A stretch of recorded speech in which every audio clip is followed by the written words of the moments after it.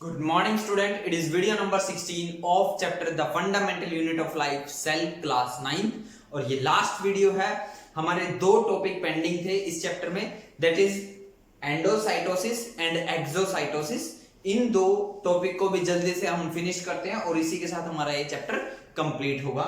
सो नाम में ही इन दोनों टर्म्स के आंसर है, एंडोसाइटोसिस एंड एक्सोसाइटोसिस। देखो, साइटोसिस वर्ड का मीनिंग होता है सेल। ये जो साइटोसिस वर्ड है, साइटोसिस वर्ड का जो मीनिंग होता है वो होता है सेल, ठीक है। और एंडो का मीनिंग होता है अंदर लेना, ठीक है, अंदर खींचना। एंडो का मतलब होता है अंदर खींचना, ठीक है। तो जब कोई सेल किसी सॉलिड पार्टिकल को या किसी लिक्विड पार्टिकल को अपने अंदर खींच लेता है, सक कर लेता है, that process is known as endocytosis. Definition भी यहां पर मेंशन है, it is a biological process where movement of particles into the cell from the external environment. मतलब एक्सटर्नल एनवायरनमेंट, सेल से बाहर का जो एनवायरनमेंट है वो क्या है, एक्सटर्नल एनवायरनमेंट। तो एक्सटर्नल एनवायरनमेंट से सॉलिड या लिक्विड मटेरियल का सेल के अंदर चले जाना, उसके अंदर मूवमेंट होनी। याद रखना, मूवमेंट कहां से कहां, एक्सटर्नल एनवायरनमेंट से सेल के अंदर, that is known as endocytosis, ठीक है। और ये एक्टिव ट्रांसपोर्ट है, ठीक है। एक्टिव ट्रांसपोर्ट का मींस नीड एनर्जी। इस प्रोसेस को होने के लिए सेल को अपनी एनर्जी वेस्ट करनी पड़ेगी। देखो, हमने एक प्रोसेस किया था इसी चैप्टर की कुछ प्रीवियस वीडियो में, डिफ्यूजन प्रोसेस किया था। डिफ्यूजन होता था the flow of substances from the region of their high concentration to the region of their low concentration। मतलब पार्टिकल अपने हाई कंसंट्रेशन रीजन से लो कंसंट्रेशन रीजन की तरफ चले जाते थे अपने आप। वो पैसिव ट्रांसपोर्ट था। पैसिव मींस उनको एनर्जी की रिक्वायरमेंट नहीं है कि एनर्जी होगी तो वो काम होगा, तो डिफ्यूजन होगा, मतलब एनर्जी वेस्ट होगी, एनर्जी खर्च होगी उस काम को करने में, नहीं, वो पैसिव ट्रांसपोर्ट था। बट जो ये एंडोसाइटोसिस या जो एक्सोसाइटोसिस प्रोसेस है, ये दोनों एक्टिव ट्रांसपोर्ट है। एक्टिव ट्रांसपोर्ट का मीनिंग तो समझते हो आप, ट्रांसपोर्ट, आना जाना, मूवमेंट, सेल से बाहर जाना या सेल के अंदर आना, दोनों ही मूवमेंट एक्टिव है। मतलब सेल अगर किसी बॉडी को, किसी फूड पार्टिकल को, किसी सॉलिड पार्टिकल को, किसी लिक्विड पार्टिकल को अपने अंदर खींचेगा तो सेल को एनर्जी लगानी पड़ेगी अपनी। और जब सिमिलरली वो किसी अपने कंटेंट को बाहर भेजेगा, एक्सटर्नल एनवायरनमेंट के बाहर भेजेगा, तब भी उसको अपनी एनर्जी लगानी पड़ेगी। ये दोनों प्रोसेस एक्टिव ट्रांसपोर्ट होते हैं। आई होप ये एक्टिव और पैसिव वर्ड आपको समझ में आ गया होगा। जब किसी प्रोसेस के होने में एनर्जी लगे तो एक्टिव ट्रांसपोर्ट, और जब एनर्जी ना लगे, वो स्पॉन्टेनियसली अपने आप हो जाए, तो पैसिव ट्रांसपोर्ट। नेक्स्ट अगर हम बात करें तो टाइप्स की, तो जो ये एंडोसाइटोसिस है, ये दो टाइप का होता है। जो फर्स्ट है वो है फेगोसाइटोसिस, ठीक है, और दूसरा है पिनोसाइटोसिस। नाम से ही क्लियर है, यहाँ पीना किसको पिया जाता है, लिक्विड को। तो जब कोई लिक्विड सब्सटेंस एक्सटर्नल एनवायरनमेंट से सेल के अंदर आए तो उसको कहेंगे पिनोसाइटोसिस। और जब कोई सॉलिड पार्टिकल एक्सटर्नल एनवायरनमेंट से सेल के अंदर आए तो हम उसको कहेंगे फेगोसाइटोसिस। तो फेगोसाइटोसिस की डेफिनेशन यहां पर मेंशन है, large particles are taken into the cell, large particles are taken into the cell and it is cells eating process। ये जैसे सेल का खाने का प्रोसेस है। सेल को कोई फूड पार्टिकल नजर आया, उसे वो खाना है, तो वो क्या करेगा, वो फेगोसाइटोसिस के थ्रू उसे अपने अंदर खींच लेगा। तो ये क्या हुआ, फेगोसाइटोसिस, ठीक है। बेसिकली जो अमीबा यूनिसेलुलर ऑर्गेनिज्म होता है वो अपना फूड इसी मेथड से अडॉप्ट करता है। यहाँ हम फिगर की हेल्प से भी इसको देखेंगे। नेक्स्ट आता है प्रोसेस क्या होता है। ये क्वेश्चन अपने आप में एक इंपॉर्टेंट है। Right the processes of endocytosis, step by step process लिखने हैं। तो वो स्टेप क्या होते हैं, वो पहला यहां पर मेंशन है, प्लाज्मा मेम्ब्रेन इनवेजिनेट्स हो जाती है। देखो मैं आपको एक्सप्लेन करता हूं कैसे। सिंपल हम स्ट्रक्चर समझ लेते हैं। मान लो लाइक ये, ठीक है, ये हमारा ये सेल है, ठीक है, ये साइटोप्लाज्म है सेल का, ठीक है, ये एक्सटर्नल एनवायरनमेंट है सेल का, एक्सटर्नल एनवायरनमेंट है सेल का, ठीक है। और इसके अंदर ये फूड पार्टिकल्स अवेलेबल हैं, इसके आसपास ये फूड पार्टिकल्स। क्लियर, बात समझ में आई आपको। तो पहला स्टेप क्या है, प्लाज्मा मेम्ब्रेन इनवेजिनेट्स। ये प्लाज्मा मेम्ब्रेन इनवेजिनेट होगी। इनवेजिनेट का मतलब उस फूड पार्टिकल को चारों तरफ से घेरना शुरू कर देगी। तो कैसे घेरेगी वो, ये अपने आप को ऐसे चेंज करेगी। यहां से देखो, ये यहां से ऐसे एक कैविटी बना लेगी ऐसे। तो ये जो फूड पार्टिकल्स है ये इसकी तरफ आना स्टार्ट हो जाएंगे, यहाँ ऐसे। समझ में बात। तो इनवेजिनेट्स वर्ड मतलब समझा है। इनवेजिनेट्स का मतलब कि प्लाज्मा मेम्ब्रेन अपनी शेप को चेंज करके उन फूड पार्टिकल को जो एक्सटर्नल एनवायरनमेंट में है उसको घेरना शुरू कर देती है। ठीक है। फिर क्या आता है, वैक्यूल फॉर्मेशन हो जाता है। तो ये यहाँ पर देखिए, ये वैक्यूल फॉर्मेशन होना शुरू हो गया। अभी ये बंद नहीं हुई है। नेक्स्ट स्टेप पे क्या होगा, नेक्स्ट स्टेप पे ये प्रोसेस यहां से होता हुआ ये इसके साथ ऐसे जुड़ जाएगी और ये फूड पार्टिकल इसके साथ यहां ऐसे पहुंच जाएगा। समझ में बात। ये मैं इसको ब्लैक मार्कर के साथ बना देते हैं, ये ऐसे। ठीक है, समझ में बात। अब ये फूड पार्टिकल अंदर जा चुके हैं, तो क्या हुआ, वैक्यूल फॉर्मेशन हो गया। बट अभी भी ये जो वैक्यूल बना है ये प्लाज्मा मेम्ब्रेन के साथ अटैच है, जुड़ा हुआ है। ठीक है। फिर क्या करेगा, ये वैक्यूल धीरे से प्लाज्मा मेम्ब्रेन से अलग हो जाएगा और यहाँ सेल के अंदर पहुंच जाएगा। किनको लेकर, फूड पार्टिकल्स को लेकर। ये ऐसे अंदर लेकर पहुंच गया। अब क्या होगा, ये जो वैक्यूल बना या जो वेसिकल बना, बताया भी था मैंने, वैक्यूल एक बैग लाइक स्ट्रक्चर होता है और जो सैक का काम करता है, मींस स्टोर करने का काम करता है। तो इसने फूड पार्टिकल को स्टोर किया। अब ये कहाँ लेके जाएगा, अब ये एंजाइम्स के पास लेके जाएगा, डाइजेस्टिव एंजाइम्स के पास। डाइजेस्टिव एंजाइम क्या करेंगे, इस फूड पार्टिकल को डाइजेस्ट करेंगे। और डाइजेस्टिव एंजाइम किसके पास होते हैं, लाइसोसोम के पास। अगर आपने प्रीवियस वीडियो में लाइसोसोम को पढ़ा हो तो वे थर्ड स्टेप हुआ merging of vacuole with the lysosome. तो ये जो वैक्यूल है फिर लाइसोसोम के साथ मर्ज हो जाएगा, मतलब इसके चारों तरफ लाइसोसोम आ जाएंगे।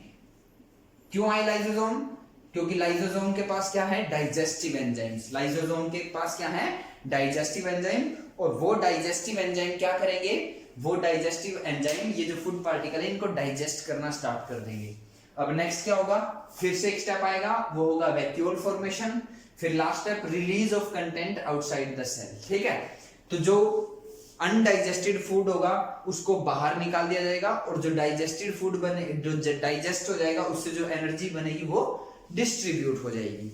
तो आई होप ये आपको समझ में आएगा। मैं दोबारा बता देता हूं। फर्स्ट है प्लाज्मा मेम्ब्रेन इनवेजिनेट्स।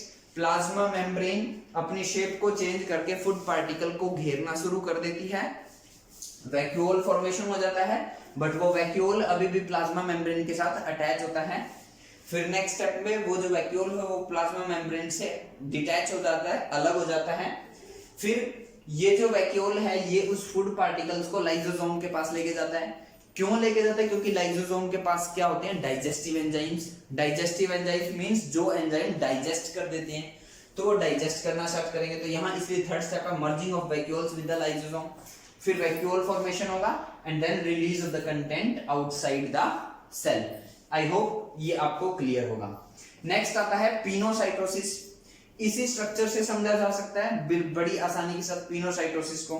कैसे, देखो मान लो ये एक सेल बना है, ये सेल का अंदर का पार्ट है, इंटरनल पार्ट ऑफ सेल, मतलब इसको मैं बोल सकता हूं साइटोप्लाज्म। क्या बोल सकता हूं, साइटोप्लाज्म।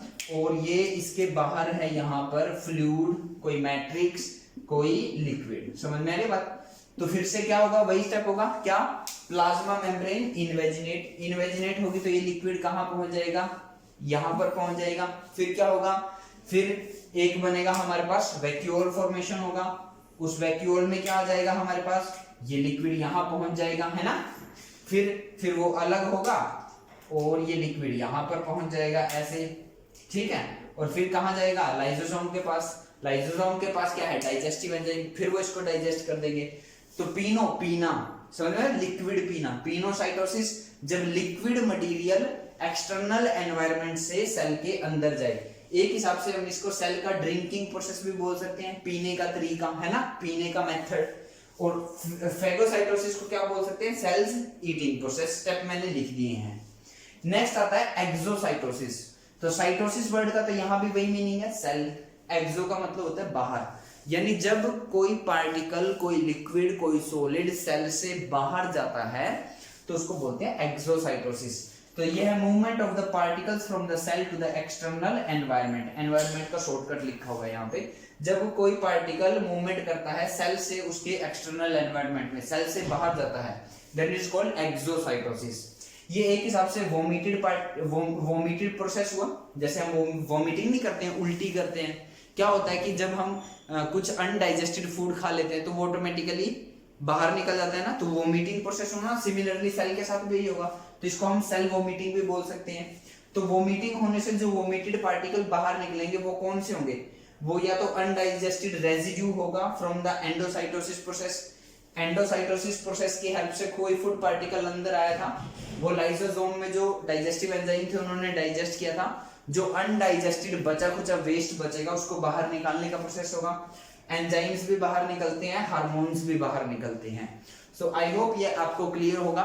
फर्स्ट ऑफ ऑल जल्दी से वीडियो को पॉज करो और इसको नोट करो, फिर मैं आपको अमीबा का स्ट्रक्चर भी बनवा देता हूं। नेक्स्ट हम एंडोसाइटोसिस को एक्सप्लेन करते हैं with the help of amoeba. Amoeba एक यूनिसेलुलर ऑर्गेनिज्म होता है जो सूडोपोडिया मोशन लगातार करता रहता है। तो देखो ये अमीबा है, ठीक है। अमीबा का ये जो पार्ट बना हुआ है ये न्यूक्लियस है, ठीक है। और ये जो पार्ट है ये है वैक्यूल। ये क्या है? वैक्यूल। और ये क्या है? अमीबा, ठीक है। और ये फूड पार्टिकल है एक्सटर्नल एनवायरनमेंट में। ये फूड पार्टिकल है एक्सटर्नल एनवायरनमेंट में। समझ में बात? ये अमीबा की बॉडी है, ये अमीबा का न्यूक्लियस है, ये वैक्यूल है, और ये एक्सटर्नल एनवायरनमेंट में फूड पार्टिकल रखा हुआ है। तो स्टेप बाय स्टेप कहां, इस स्टेप के बाद कौन सा आएगा? ये स्टेप, एरोहेड बना हुआ है, फिर ये स्टेप, फिर ये स्टेप और फिर ये स्टेप। समझ में बात? ये ऐसे मूवमेंट है, ठीक है। तो अब क्या होगा? फर्स्ट प्रोसेस क्या था? Plasma membrane invaginates. Plasma membrane invaginate हो गई। इनवेजिनेट होगी मतलब उसने फूड पार्टिकल्स को घेरना शुरू कर दिया। देखो अभी ये बंद नहीं हुई है, मतलब अभी और भी जो फूड पार्टिकल्स है ना बाहर, वो भी इसके अंदर आ सकते हैं, ठीक है। तो खैर हमें तो दिखाना नहीं है, हमें तो यही दिखाना है कि जैसे फूड पार्टिकल अब आ गया, बाकी और भी आ जाएंगे। तो ये आएगा, फिर क्या होगा? ये अंदर चला गया, वैक्यूल फॉर्मेशन हो गया। तो ये वेसिकल भी हम इसको बोल सकते हैं। ये क्या है? वेसिकल। और ये जो है ये इसके साथ ये क्या है? लाइसोसोम। ये क्या है? लाइसोसोम। समझ में बात? क्योंकि थर्ड स्टेप क्या था? थर्ड स्टेप था merging of vacuoles with the lysosome. क्यों? क्योंकि लाइसोसोम के पास क्या है? Digestive enzyme. तो ये जो फूड पार्टिकल इसको डाइजेशन होना स्टार्ट हो जाएगा। डाइजेशन होना स्टार्ट हो गया तो ये आ गया, ठीक है। फिर स्टेप में क्या आएगा? ये जो है ना ये अनडाइजेस्टेड फूड है। ये क्या है?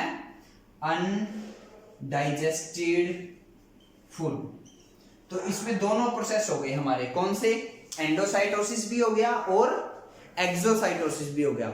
ये यहां पर हो रहा है एंडोसाइटोसिस, जब खाना अंदर गया। सॉलिड पार्टिकल था तो इसको हम फेगोसाइटोसिस भी बोल सकते हैं। सिमिलरली सॉलिड पार्टिकल की जगह अगर लिक्विड होता तो यही क्या बन जाता? पिनोसाइटोसिस। और लास्ट में अनडाइजेस्टेड फूड बाहर निकल गया तो ये क्या हुआ हमारा? एक्सोसाइटोसिस। सो आई होप ये दो टर्म एंडोसाइटोसिस, एक्सोसाइटोसिस और एंडोसाइटोसिस की two terms that is phagocytosis and pinocytosis आपको क्लियर होगा। आज के इस वीडियो के साथ हमने इस चैप्टर को एंड किया। प्लीज मेरी वीडियोस को लाइक करो, शेयर करो, सब्सक्राइब करो। आज के इस वीडियो में इतना ही। Thank you.